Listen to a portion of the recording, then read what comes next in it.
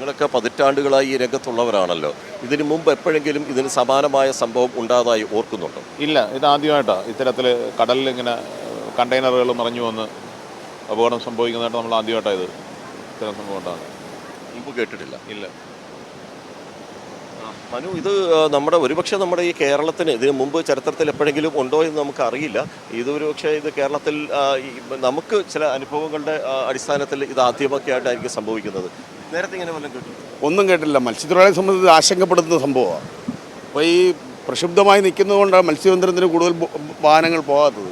സ്വാഭാവികമായി അത് മത്സ്യത്തൊഴിലാളി ആശങ്കപ്പെടുന്നത് ഇതിൻ്റെ രാസവസ്തു എന്താണെന്ന് മത്സ്യത്തൊഴിലാളികളെയും പൊതുസമൂഹത്തെയും ബോധ്യപ്പെടുത്തേണ്ട ബാധ്യത കേന്ദ്ര ഗവൺമെൻറ്റിനും അതുമായി ബന്ധപ്പെട്ട ഏജൻസികൾക്കുമുണ്ട്. അതുകൊണ്ട് കൂടുതൽ മത്സ്യത്തൊഴിലാളികളെ സുരക്ഷിതമാക്കുന്ന നടപടികളാണ് ആദ്യം സ്വീകരിക്കേണ്ടത്. അപ്പോൾ ഈ വന്ന കണ്ടെയ്നറുകൾ എങ്ങനെ കൈകാര്യം ചെയ്യുമെന്നുള്ള കാര്യത്തിൽ ജില്ലാ ഭരണകൂടവും അതുമായി ബന്ധപ്പെട്ട ഏജൻസികളും ഉടനെ തന്നെ അടിയന്തരമായി നടപടികൾ സ്വീകരിക്കേണ്ടതാണ്.